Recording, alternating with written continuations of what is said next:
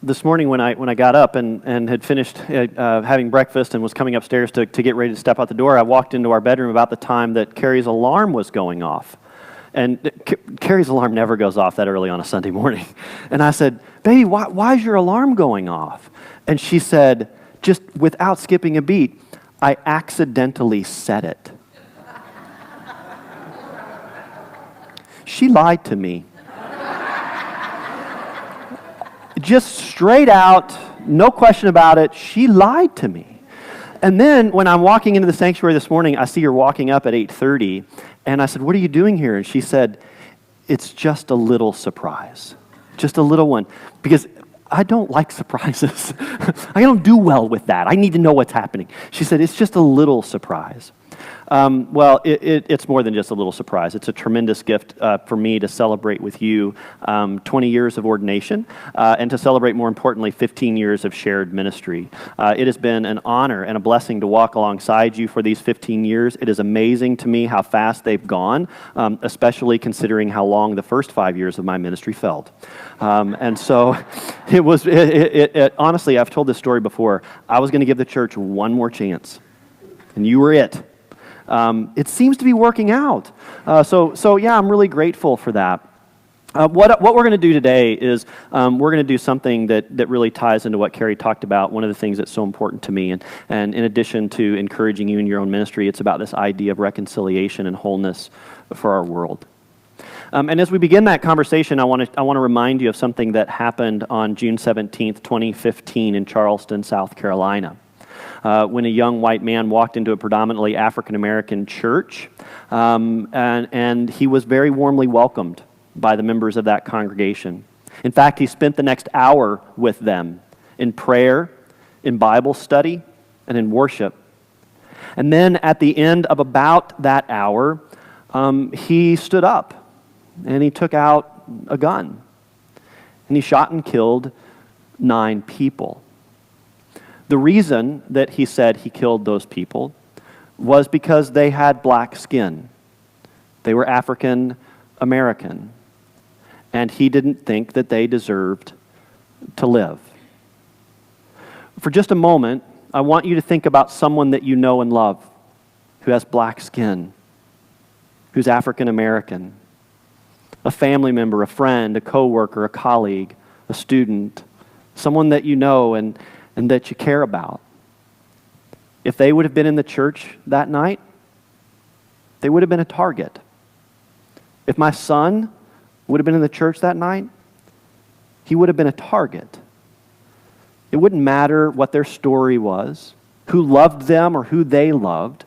None of what made them people mattered to that young man. The only thing that mattered was that they had dark skin. They did not do anything to deserve their death. They went to church to worship God and share community and grow in faith together. And for that very normal thing, they lost their lives. I know that that is a very extreme example of the damage and the hurt and the brokenness that come from racial prejudice and bigotry and biases. I know it's an extreme example, but that extreme example served our nation as a reminder that as far as we have come as a people, we have not yet restored the beloved community that God created us to be. There is still a brokenness. There is still a hurt. There is still something that is living within the very fabric of our society that is not letting us get to that place when people are truly valued for the content of their character, not the color of their skin. Not long after the shooting in Charleston, our elders decided that they wanted to begin a journey of intentional dialogue and study, of prayer and reconciliation about race in our society, in our culture, in our community, and in our church. And for about a year, they worked really hard together. At the heart of their journey was a book that we've talked about before, Pre-Post Racial America by disciple pastor Shonda Ronnie Jaw. they met, and every time they met, they would talk about this book, and they would work hard, and they would be pressed by what she said, and they would often press back against what she said. At the end of their study together, they had a retreat where Shonda came and spent time with them, but joining them were also some members of our African American community right here in Louisville who went to share stories, to answer questions, to talk with them about their experiences. By every account, it was an incredible journey for the spiritual leaders of our church. But they also talked about how difficult it was. I don't think it was easy for any of them, and I think for all of them, at varying points along the journey, they struggled with what was being talked about and what they were working on. But when it was over, they had come a long way. They haven't gotten there yet either. None of us have.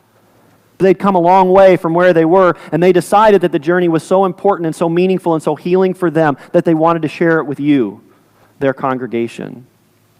And so beginning 2 weeks from tonight, on August 20th, the elders of your church are going to begin a conversation. It's going to be a 6-week conversation. It's going to start that night at 6:30. It is going to be centered on this book, but this is just going to be one of the resources that we're going to use. And we're just going to dialogue together. We're going to allow ourselves to be pressed. And there are going to be moments when you're going to want to press back. But we want you to join us for this journey. Even if you can't be at all of the sessions, we really want you to join us for as many as you can, because we need to share this journey together. It's an important journey. So my role in that journey is for this Sunday and the next 2 Sundays just to kind of set the stage. I want to talk about how it is that we can talk about these issues and how we can prepare ourselves for this conversation. And I want to begin by answering a question that may be lingering through some of your minds, even if not this specifically. Do we really need to talk about this? Often when we bring up issues of race in our culture and in our society, people will press back even against the conversation itself, saying, we've got to quit talking about this. The more we talk about it, the more tension we create. If we could just move beyond it and not dwell on it, everything will be okay. I've heard all kinds of reasons why we shouldn't have this conversation, but I want to say without a shadow of a doubt and make it very clear that we need this conversation. Whether we like it or not, whether we want to do it or not, we need this conversation, and we don't need things like Charleston to remind us of that. We see other acts of prejudice and aggression that happen all the time in our society. We've got to talk about this. And we need to talk about it in church, because at its core, this is an issue of faith. At First Christian Church, we are a movement for wholeness in a fragmented world. Anywhere we see brokenness in the world, we are called as a people of God to reach out and bring hope and healing and reconciliation. This is who we are at our core. We invite everyone to this table without exception. This is at the heart of our church's mission. Well, if that's at the heart of our mission as a church, then I can think of no better place or more important place than for us just to be real and honest and talk about this journey as a community. But before we can talk about these things and address these things as a community, we need to talk about it personally. And we need to talk about it individually. Because there are things that live in each one of us that can lead towards prejudice and bias and even racism. One of the things that gets in our way when it comes to talking about matters of race is that we have this assumption that anytime we talk about matters of race, that we're talking about ourselves as being racist, that we're being accused of being racist. So if we confess to any form of prejudice or bigotry or bias, if we confess any of that, it's almost like we're saying that we're a racist person, or if someone mentions those things to us, that we are calling one another racist. We're not doing that. I want to remind you about the difference between racism and prejudice or bias. Racism is a big issue, right?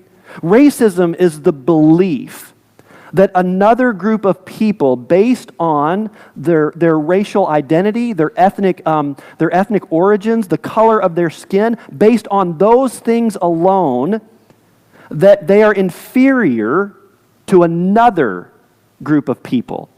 whose ethnicity, race, or color of skin is different. Racism is that the whole group, no matter who they are as people, they are beneath those who are of a different group. The other thing to know about racism is that racism is about power. It's the power of a dominant group using the power that they have to oppress, suppress, and minimize those who come from a different background. And so it's racism that leads to systems that continue to feed oppression and marginalization. Things like those Jim Crow laws that used to exist in our nation's past. Actual laws that constantly identified and reminded people of African American descent that they were less than those who were of European or white ancestry. When we talk about racism in that sense, we're talking about this big thing. And it's not just about laws. Sometimes it's just about the informal practices that kind of get and seep their way in to our society. Racism is kind of a system. It's big, right? And I don't think any of you are racist people. I want to be clear about that. You're good people. You are loving people. You are people who give people the benefit of the doubt, and you look beyond the color of the skin. I do not believe that you are a racist people. Having said that, if there's anyone here today who does believe that there's another group of people based on their ethnicity or the color of their skin that makes that entire group of people less than you because of your identity or the color of your skin, I need you to hear me say very clearly, you are wrong. And there is no excuse, nor should there ever be acceptance of that idea or that notion in any way, shape, or form. I got no room for that. But I don't think that's where we are. I don't think you're a racist people. But what I do think is that we all have some bias. That there are things that live inside of us, even if they got inside of us when we were young, when the world was different, even if they got inside of us in spite of our parents' best interests or our best efforts or whatever the case may be, there are things that live inside of us that when we least expect it, sometimes surface. And they cause us to see another person who is different from us in some way, in a way that makes us value them or see them in a particular light. And we make assumptions about who they are, even though we don't know them. Those are the biases that live inside all of us, and they are there. One of the biggest challenges that we confront as a society when it comes time for us to talk about issues of race is that when we point out those things that exist that are prejudices within us and biases within us all, when we point that out, we want to kick back and say, that's not me. I'm not racist. Look, this is not an all or nothing deal. It doesn't work that way. Just because we have a little bias or a little prejudice that seeps its way out of us in spite of our best intentions doesn't mean that we're full-blown racist people, okay? I heard a great analogy of this, a guy named Jay Smooth. Does anyone know who Jay Smooth is? Anyone? Okay, well today you're going to learn about Jay Smooth. Jay Smooth is a musical artist, and he was talking about how we approach race, and I love the analogy that he used. He said the way that we want to talk about race and the way that it is within us is we want to talk about it like it's an infected tonsil or an appendix, where when it's in there and it's affection within us, we go to the doctor and we have it surgically removed, and once it's been removed, we never have to worry about it again. So we talked about race in a college class 20 years ago. We confessed our biases. We did it then. It's been removed and it's all over with, right? No.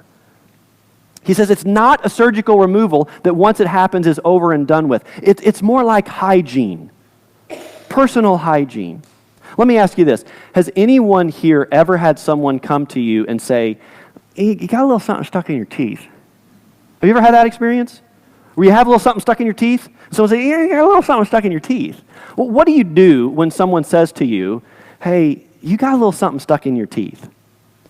Is your response to say to that person, I'm not dirty. I'm clean. I showered today. I shower every day. I brush my teeth twice a day. There is no way I've got something stuck in my teeth. If it's there, it's totally by accident. It's unintentional. I'll go take it out, but I'm telling you, when you see someone who's got something stuck in their teeth, is your immediate assumption that that person is an unkempt, unhealthy, unhygienic person? Of course not. They've just got a little something in their teeth. And once they take that something out of their teeth, it's out of their teeth until they get something stuck in their teeth the next day, right? As we talk about issues of race and issues of bias, we need to look at it in the same way we look at that. Friends, you may not be racist, I may not be racist, but you got a little bias stuck in your teeth. And I do too. And we need to brush it out. And it's not something that we do once and we never have to do it again. It's an ongoing, regular thing. And that's what we're going to be talking about. Is can we just take a breath? Can we let down the defenses, the defensiveness, the fears and the worries? And can we talk about what's real? There's a story in Scripture that I think is so perfect for this dialogue. It's a story about a pool that was located in the middle of Jerusalem. And then the belief was that whenever the water of the pool moved, the first person who got in it would be healed. That whatever was wrong with them, if the surface of the water was disturbed, the very first person to get into the water after that, whatever was wrong with them, it would be cured. Well, the Scriptures tell us that there was this man who'd basically been living by that pool for 38 years. 38 years. We have no idea what was wrong with him. All we know is that he was struggling because every time the water would move, he couldn't get to the pool faster than someone else. And so we know he had some mobility issues of some kind. But for 38 years, he stayed by that pool day and night, waiting, hoping, watching that if the water moved, someone would pick him up and, I don't know, throw him in so that he would beat the others and be healed. But it never happened. So after 38 years, Jesus comes to this man, and he knows his story because Jesus knows our stories without even asking us. He comes to this man, he knows all about the 38 years, the frustrations, the fears, the brokenness, all that stuff. Jesus comes to this man, and he asks the most unexpected question. He says, "Do you want to be made well? Do you want to be healed?" Now, every time I read it, I think, dude, 38 years waiting to get in the water. Of course he wanted to be made well. Of course he wanted to be healed. But again, Jesus, he knows everything about us before he even speaks. Jesus comes to this guy and he asks this question. And because he asked this question, it leads me to believe that Jesus knew something about this man, that maybe there was this inkling of fear that was keeping him from finding the healing and the wholeness that Jesus had hoped for him. And so he asks him, "Do you want to be made well?" Why wouldn't he want to be made well? It doesn't make any sense to us. But you know, for 38 years while he had been by that pool was covered by a protective roof. And people would come by because they knew that everyone that was there was suffering from some kind of illness, and they would meet their needs with food and water and care and comfort. While it had been an environment that for 38 years he had hoped he could remove himself from, it had also become a very safe and secure place. And while he often dreamed and thought about how much better the world would be beyond the pool and beyond that place, there had to be some fears for him because this is all he had known for 38 years. And anytime all you've known something for 38 years is about to change, it can make you a little bit nervous. I do believe the man wanted to walk again. I do believe he wanted to be made well. At the same time, I think he was a little bit frightened of what it might mean to leave the only place he had ever known, a place of safety and comfort, even though it wasn't perfect. Before we can ever find healing as a nation, as a community, as a church, and as individuals when it comes to issues of racial bias and prejudice, and even those things that lead to racism, we have to answer the question, do you want to be made well? And I'm not asking you that question lightly. And I'm not going to assume that the answer is yes, even though we know the world beyond our racist and our racial bias tendencies is a better world. It doesn't mean we're not unsure about that world. Do you really want to be made well? Here's the hard thing about that. Before we can ever be made well, we have to confess that we have a sickness. We have to confess that there's something wrong. We have to confess that there's something about us that isn't right, that there's something about us that isn't whole, something that has drawn us to the well, to the pool. If we don't believe anything is wrong to us, we're never going to step into those healing waters. We have got to first confess that there's something inside of us that needs to be healed. And if we don't make that confession, we're not going to get anywhere. And here's one of the things that's really hard about making that confession is that confession hurts. Because we're good people, and we love other people, and we don't want to be the source of anyone's pain, and we want to be above that. And if we want to be made well, if we want to confess that sickness, we have to admit that there are times based only on a person's color or racial background or heritage that we see them and we make assumptions about them. We need to confess that there have been times that we've said things that we probably shouldn't have said, that we've done things that we probably shouldn't have done, that we've laughed at jokes that we know aren't right, but we're so uncomfortable with the confrontation, instead of saying anything, we just kind of, that's really good, right? I can't tell you how many times I've done that, and how many times I've walked away thinking, next time, I'm going to say something. I'm going to say, you got a little bias stuck in your teeth. And then the next time comes and the joke passes and I don't. Right? There are times when we see things happen in our society that are unjust toward people who look different from us, and we turn a blind eye, or we find an excuse or a reason that lets us let it go. If we can't confess first that we're broken, how can we ever find healing? I don't know that we can. And here's the other thing that this story reminds me of. And I know that this is going to press against some of you. Just as that pool and the roof over it provided that man safety and security, those of us who have skin color that looks like mine, those of us who are of European, white, Caucasian descent, this gives us protection that some people who do not share this color of skin do not have. And I know there's a lot of conversation going on about that, and I know there's a lot of people saying that that is not true, but I am telling you right now, I raised 2 boys. One is African American, one is white. They have different experiences of life. It's different.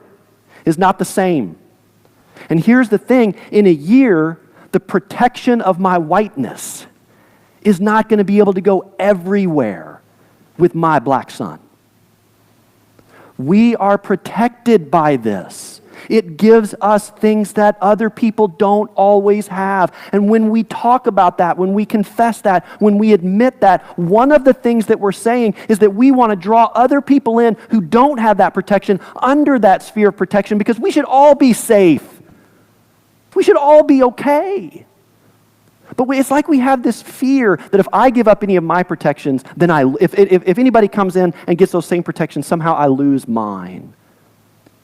There's a fear for us in admitting that and moving beyond that. Friends, do you want to be made well? I believe that we do.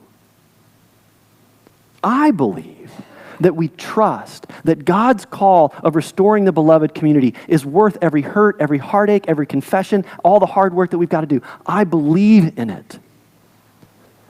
This conversation that we're going to have isn't going to solve all that, but it's going to be a step in the right direction. And I want to ask you to join with us in it, because we need you there.